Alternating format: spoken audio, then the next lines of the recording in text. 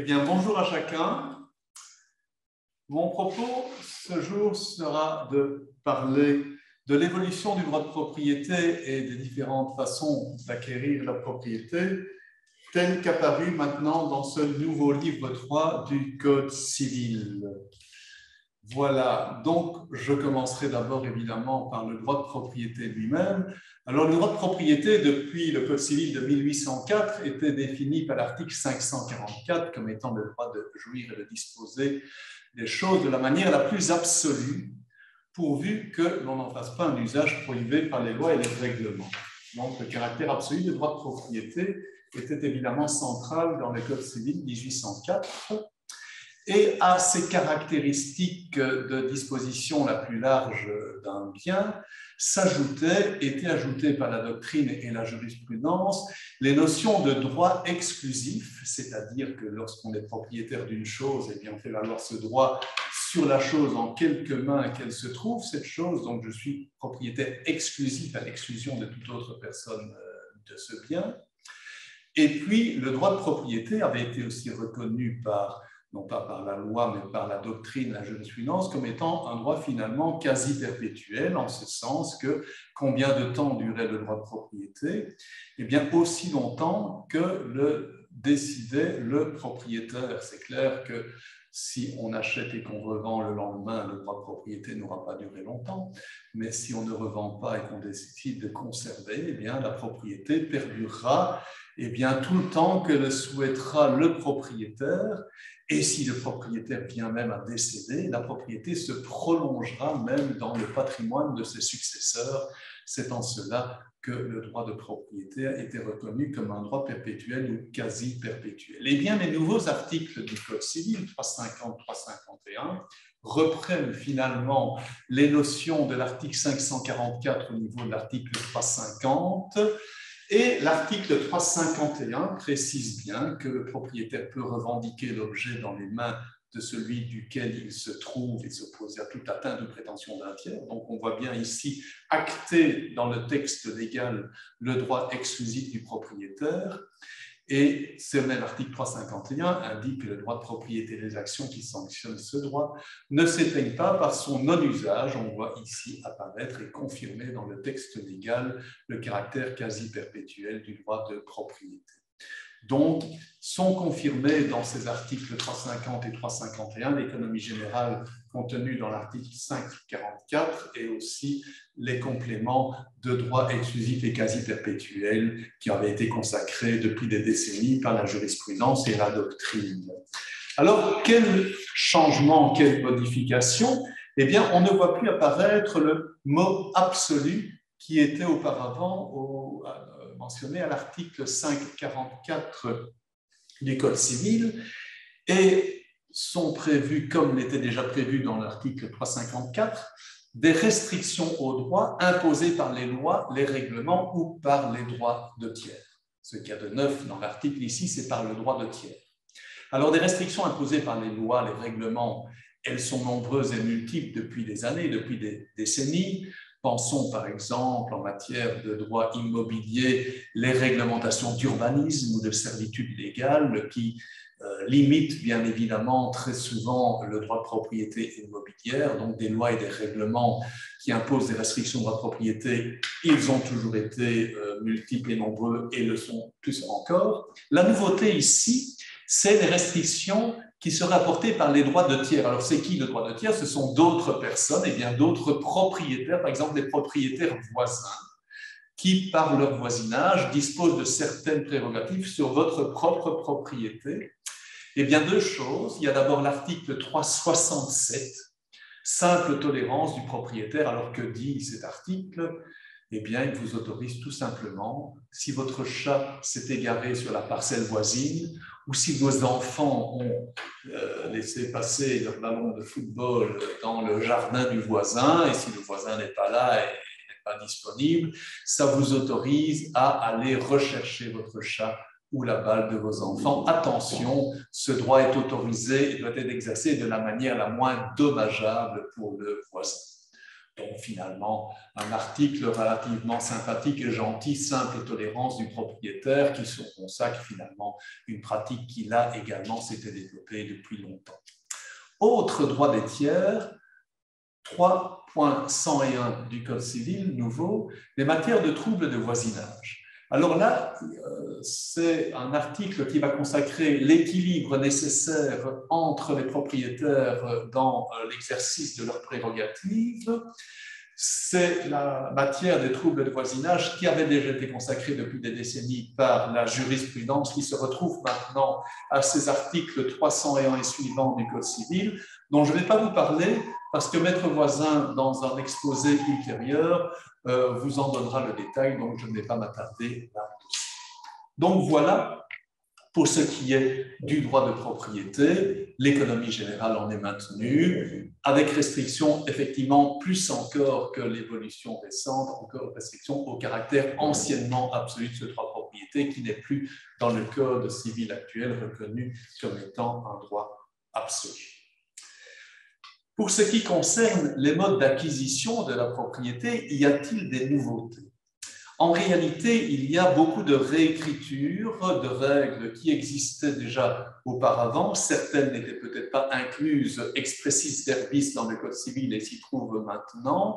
Et d'autres sont réécrites non seulement pour le mécanisme de transfert de propriété, dont on n'a pas encore, dans le nouveau livre 3, on n'a pas encore touché au mécanisme de la vente, de donation et de succession, mais nous allons voir qu'en ce qui concerne la preuve d'un droit de propriété acquis à la suite d'une vente, d'une donation ou d'une succession, eh bien, les règles de preuve ont été modifiées ou à tout le moins réécrites.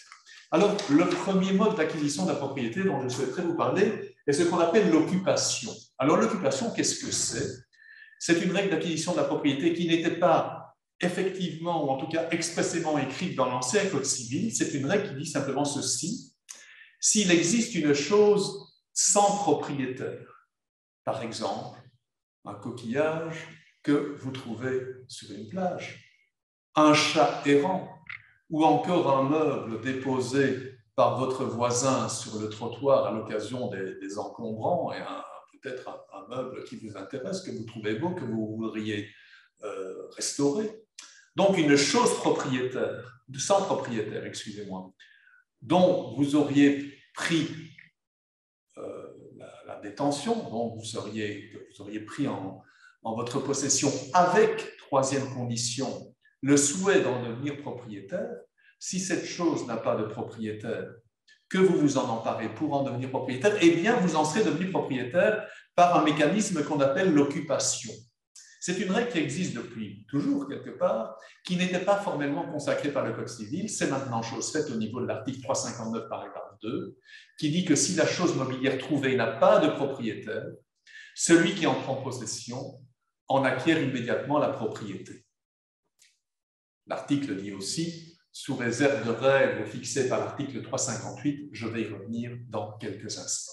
Donc, occupation. Autre règle, toujours dans le même cadre d'acquisition de propriété par l'occupation, c'est une règle qui veut depuis toujours que le constructeur, le fabricant, l'inventeur d'une chose nouvelle devient ipso facto, ipso iure, j'ai envie de dire, propriétaire de cette chose qu'il a fabriquée, qu'il a construite. Règle existante également depuis des décennies, qui n'était pas, elle non plus, expressément fixée par le Code civil.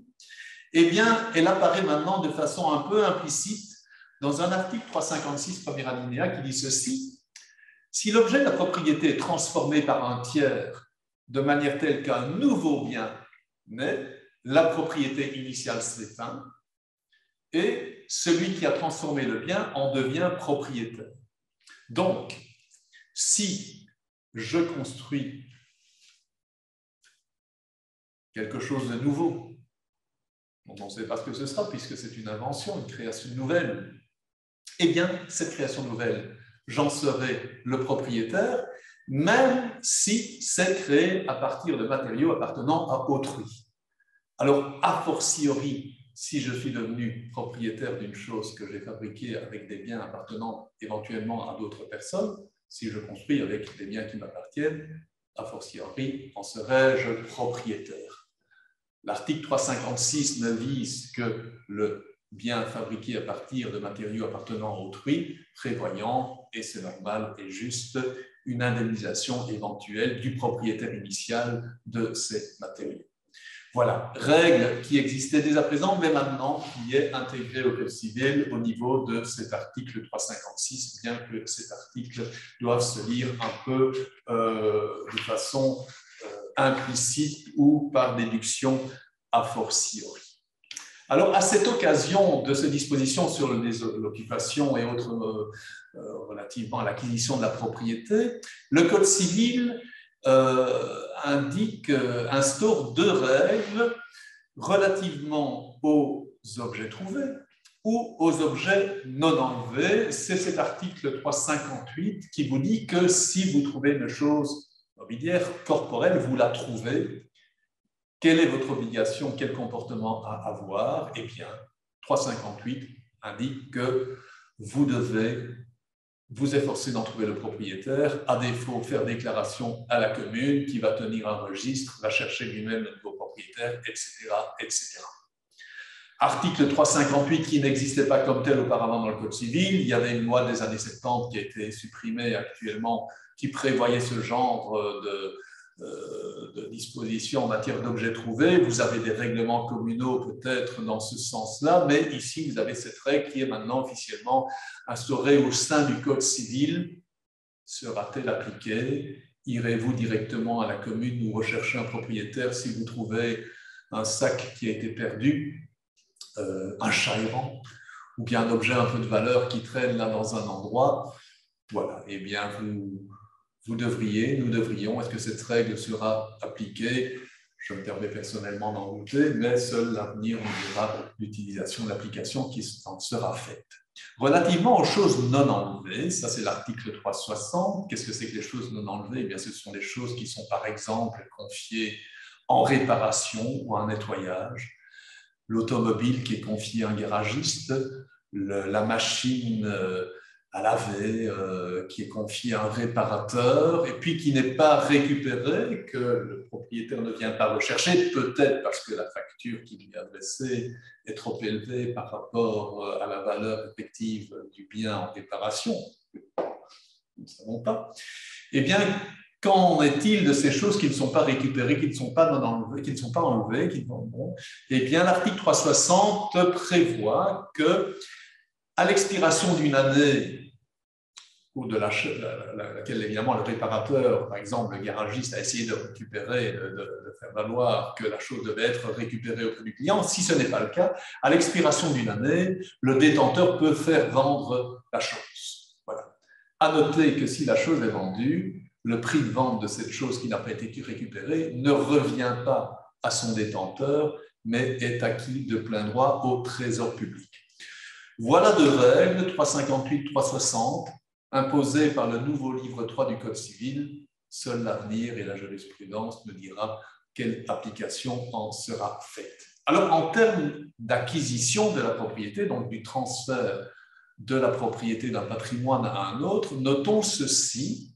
Pour ce qui concerne les choses trouvées, après 6 mois, le trouveur, celui qui a trouvé la chose, peut en disposer, s'il est de bonne foi et de manière économiquement justifiée, dit l'article 358, mais ce n'est qu'après 5 ans qu'il en deviendrait effectivement propriétaire. Et encore après 5 ans qu'il y a eu cette fameuse déclaration dans le registre de la commune telle que prévue à l'article 358 dont je viens de parler.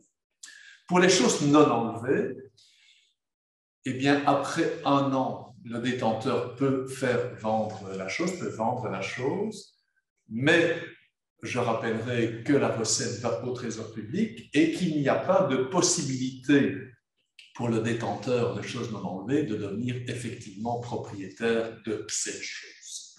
Voilà pour ces règles telles qu'expressément précisées maintenant dans le Code civil relativement à ce mode général d'acquisition que l'on appelle l'occupation. Autre mode d'acquisition de la propriété qui, elle, était bien indiquée dans le Code civil ancien à son article 546, l'accession. Alors, qu'est-ce que c'est que l'accession? Eh bien, l'article ancien 546 disait que la propriété d'une chose, mobilière, immobilière, donne droit sur tout ce qu'elle produit, sur ce qui s'y unit, soit accessoirement, soit artificiellement. Ce droit s'appelle le droit d'accession. Autrement dit, si vous êtes propriétaire immobilier et qu'au fond de votre parcelle, de votre jardin, pousse un arbre, pousse de la végétation de façon fortuite parce que des graines sont peut-être venues s'y implanter, s'y développer et donner développement d'un végétal, eh bien vous deviendrez propriétaire de cet arbre, de ces végétaux qui s'y développent. C'est l'accession immobilière, je dirais, naturelle. À noter aussi que si votre voisin qui entreprend de faire des constructions sur son immeuble se trompe, n'a pas le bon bornage de propriété immobilière et commence à construire un bâtiment, petit ou grand, sur votre propriété, l'accession prévoyait, et le prévoit encore d'ailleurs, que vous allez devenir propriétaire de ce qui se construit sur votre terrain. C'est ce qu'on appelle l'accession artificielle. Eh bien, cette règle d'accession qui existait déjà dans le Code civil au niveau des articles 546 et suivants est reprise et maintenue, cette fois-ci aux articles 355 et suivants du Code civil nouvelle version, qui dit que le propriétaire d'un bien est également propriétaire de toutes les composantes inhérentes de ce bien. Et si un bien devient naturellement ou par le fait de l'homme, donc une construction sur votre terrain, une composante inhérente d'un autre bien, le vôtre, eh bien l'accession produit ses effets immédiatement et de plein droit. Alors, le Code civil, dans ses articles 357 puis 364, précise ce qu'il en est pour l'accession en matière mobilière et en matière immobilière, mais le Code civil maintient cette règle d'accession où il y a effectivement un plus, et c'est bien normal, c'est qu'il y a maintenant des règles d'indemnisation des personnes qui maladroitement, involontairement, fortuitement auraient construit, par exemple, sur votre propriété. Il faudra indemniser ces personnes, du moins si elles le demandent, par exemple, du prix des matériaux, etc. Il y aura aussi des règles qui permettront aux propriétaires de demander l'enlèvement de la construction. Donc, des règles complémentaires sont venues se greffer aux règles de base dans les nouveaux codes civils, mais au niveau du droit de propriété lui-même, la règle de l'accession est bien maintenue et donc la personne sur le bien duquel sera venu se greffer un autre bien sera propriétaire de la chose qui sera venue s'y greffer ou s'y établir. Donc, maintien de cette notion d'acquisition de la propriété par l'accession. Alors, venons-en maintenant à des modes d'acquisition nettement plus fréquents, et en tout cas ceux-là volontaires, l'acquisition à titre gratuit ou à titre onéreux, c'est-à-dire la donation ou la vente. Eh bien, pour ce qui concerne les modes d'acquisition par la donation, par la vente, il n'y a pas, en tout cas actuellement dans le nouveau livre 3 du Code civil, il n'y a pas de modification sur la règle de fond sur la vente ou la donation, et pour cause parce que les questions de vente et les questions de donation sont des questions contractuelles qui relèvent des contrats, et les règles relatives aux contrats dans le Code civil ne sont pas, à ce jour, elles ne sont pas encore modifiées. Alors, va-t-il y avoir des évolutions, des changements en matière d'acquisition de la propriété à la suite de vente ou à la suite de donation? Eh bien, l'évolution ne se fera pas au niveau du transfert même de la propriété, mais il y aurait une évolution, ou en tout cas une réécriture des règles en termes de preuves faites de ce droit de propriété d'une chose dont on est devenu propriétaire à la suite d'une vente ou à la suite d'une donation. Alors, comme souvent, le Code va distinguer entre les biens meubles et les biens immeubles. En ce qui concerne le mode de preuve du droit de propriété d'une chose que l'on vient d'acheter ou qu'on s'est vu donner, il y avait cet article 2279, bien connu des juristes, qui prévoyait qu'en fait de meubles, possession vos titres. Donc, êtes-vous propriétaire de cette chose-là? Eh bien, oui, vous en avez la possession, donc vous êtes présumé en être le propriétaire. Pas besoin d'aller rechercher votre facture d'achat, votre titre de vente, quelque chose comme ça. Possession vos titres, disait l'article 2279 du Code civil. Le fait de vous voir en possession d'une chose meuble que vous avez achetée, qui vous a été donnée, etc., etc., eh bien, on ne va pas aller rechercher l'acte de succession, l'acte de vente. Le fait que vous ayez possession vous donnera la preuve que vous en êtes propriétaire, sauf démonstration contraire, c'est évidemment une présomption. Eh bien, cette règle importante contenue dans l'article 2279 ancien est reprise comme telle à l'article 324 du livre 3 nouveau du Code, intitulé « Rôle probatoire renforcé en matière mobilière », c'est bien clair. En fait de meuble, le possesseur de bonne foi d'un droit réel est présumé disposer d'un titre de propriété, sauf preuve contraire. Donc, en matière mobilière, réécriture de l'article, mais pas d'évolution, pas de modification. Qu'en est-il en matière immobilière, en matière de biens immobiliers? Eh bien là, comment faire la démonstration, la preuve, comment rendre opposable au tiers le droit de propriété immobilier à la suite d'une vente, à la suite d'une donation? Eh bien, l'ancien article 1 de la loi hypothécaire, qui est une loi ancienne de 1851, disait ceci: tous actes entre vifs à titre gratuit ou onéreux, donc vente ou donation, déclaratifs de droit réel immobilier, donc de vente immobilière par exemple, seront transcrits sur un registre à la conservation des hypothèques. Donc vous aviez l'antique institution de la conservation des hypothèques à laquelle étaient retranscrits tous les actes d'achat ou d'acquisition immobilière. Eh bien, une chose, déjà depuis 2018, la conservation des hypothèques a disparu pour être remplacée par l'administration générale de la documentation patrimoniale, qui n'est finalement qu'un autre service, un peu dans les mêmes locaux et aux mêmes endroits, avec les mêmes compétences et les mêmes finalités et objectifs. Donc finalement, c'est plus un changement de nom qu'un changement de fonctionnement depuis 2018. Administration générale de la documentation patrimoniale.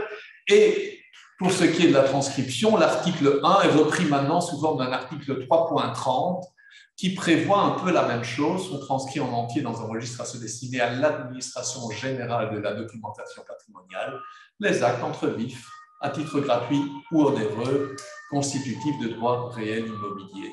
Voilà.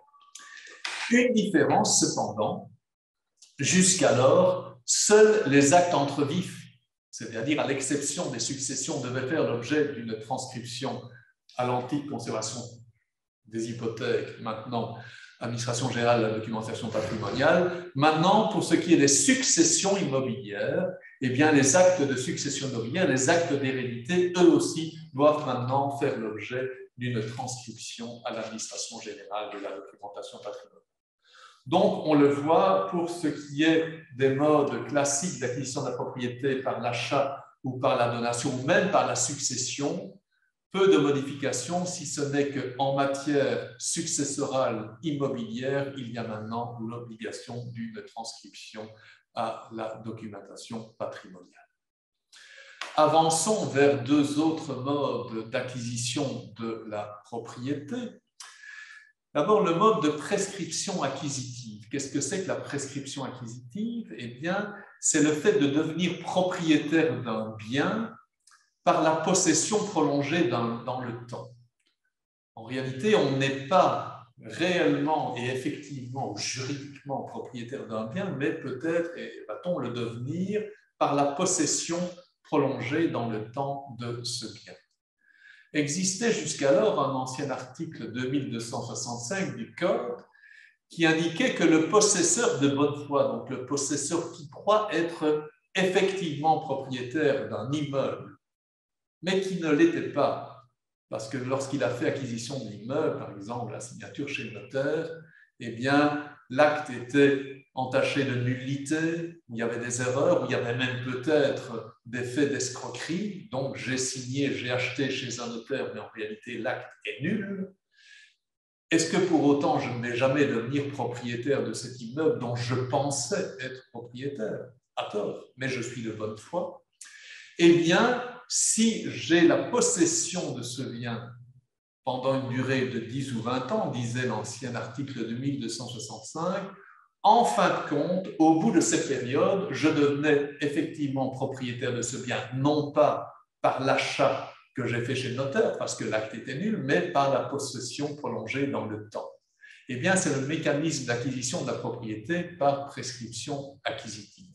Eh bien, ce mécanisme qui existait dans l'ancien article 2265 du Code existe à nouveau, en tout cas est maintenu, dans les articles 326 et 327 du Code actuel, qui prévoit l'article 326 que la prescription acquisitive est un mode d'acquisition de la propriété d'un bien par une possession prolongée pendant un certain temps. Et l'article 327 va vous dire que le délai de prescription acquisitive est de 10 ans. Donc, modification, avant c'était 10 ou 20 ans selon que le propriétaire initial habitait loin ou proche du bien concerné. Eh bien, première modification, le délai pour prescrire est un délai unique maintenant de 10 ans. À noter cependant que si manque la qualité de bonne foi, donc si dès le départ le possesseur là, sait qu'il y a peut-être un problème au niveau de l'acte d'acquisition, au niveau de la façon dont il est entré en possession de ce bien, eh bien ce délai de prescription sera porté à 30 années. Et si après 30 années, eh bien, le propriétaire initial n'a vraiment pas fait valoir ses droits, à ce moment-là, eh bien, le possesseur, même s'il n'est pas de bonne foi dans le cas d'espèce, sera devenu propriétaire au terme de 30 ans, de 30 années de possession. À noter également que, auparavant, l'article de référence de 1265 ne parlait que de droits immobiliers. Ici, vous le voyez, les articles 326 et 327 ne font pas la distinction ou ne précisent pas particulièrement que cette prescription n'interviendrait qu'en matière immobilière, la règle pouvant également s'appliquer en matière mobilière. Ceci étant, prescription par 10 ans en matière mobilière ne sera probablement pas nécessaire parce qu'il y a un dernier mode d'acquisition de la propriété dont je voudrais vous parler, c'est l'acquisition de propriété d'un meuble, cette fois-ci par la possession, là également par la possession de bonne foi. Alors jusqu'à présent dans le Code civil, l'article 2279 dont j'ai déjà parlé tout à l'heure prévoyait que le possesseur de bonne foi, d'une chose mobilière cette fois-ci, donc un possesseur de bonne foi, donc c'est une personne qui est en possession d'une chose, mais qui ignore que cette chose, initialement, elle a été volée, elle a été perdue, elle n'a pas été restituée, et vous achetez cette chose. Vous êtes dans un marché, dans une brocante, et vous achetez, par exemple, un vieux phonographe, de vieux objets, et vous ignorez que ces objets ont été initialement volés. Est-ce que vous allez en devenir propriétaire? Eh bien, 2279, vous disiez oui, vous en devenez véritablement propriétaire tout de suite, sauf que si la chose a effectivement été volée et que le propriétaire initial, victime du vol, fait valoir ses droits pendant 3 ans, il pourra peut-être venir récupérer cette chose pendant 3 ans. Mais si le propriétaire initial n'a pas été volé, mais qu'il a peut-être confié la chose qu'il a prêtée, louée ou confiée à une personne qui ne lui a pas restitué, et à la place de la restituer, vous l'a vendue à vous, et c'est comme ça que vous en êtes devenu possesseur, mais vous ignorez tout ça, eh bien, vous en serez devenu directement propriétaire, sans possibilité pour la partie initialement dépouillée de récupérer ce bien s'il n'y a pas eu effectivement une perte ou un vol. Et donc, vous devenez propriétaire par la simple possession de bonne foi de ce bien dont normalement vous n'auriez peut-être pas dû devenir propriétaire puisqu'il s'agit d'un bien qui a été dérobé ou qui n'a pas été restitué. Eh bien ça, cette règle de l'acquisition immédiate d'un bien meuble par le possesseur de bonne foi, c'est une règle qui existait sous l'empire de l'ancien article de 1279 du Code civil. Cette règle est reprise et confirmée dans l'article 328, acquisition immédiate de bonne foi en matière mobilière. Celui qui acquiert à titre onéreux de bonne foi d'une personne qui ne pouvant disposer un droit réel sur un meuble devient titulaire de ce droit dès son entrée en possession qui doit être paisible et non équivoque. Et reste la possibilité, si vraiment il y a eu effectivement un vol ou une perte initiale de ce bien, il y a possibilité pour le propriétaire initial de faire valoir son droit de propriété initial, mais pendant une période préfixe de 3 ans seulement. Donc la règle est maintenue, le principe maintenu, une différence cependant, l'acquisition que le possesseur de bonne foi doit avoir fait du meuble, ça doit être une possession à titre onéreux. Si moi j'ai acquis une chose parce qu'on me l'a offerte, par exemple en donation, et que cette chose, on s'aperçoit qu'il s'agissait d'une chose anciennement volée ou anciennement non restituée, si moi j'en ai fait l'acquisition à titre gratuit, eh bien à ce moment-là, la règle ne fonctionnera pas et le propriétaire initial pourra, au terme en tout cas de ce nouvel article 328, venir récupérer la chose dont il était initialement propriétaire et dont il sera resté encore la propriétaire. Donc, nuance, différence par rapport à l'ancien article 2279, l'article 328 prévoit maintenant qu'il doit y avoir acquisition à titre onéreux par le possesseur de bonne foi.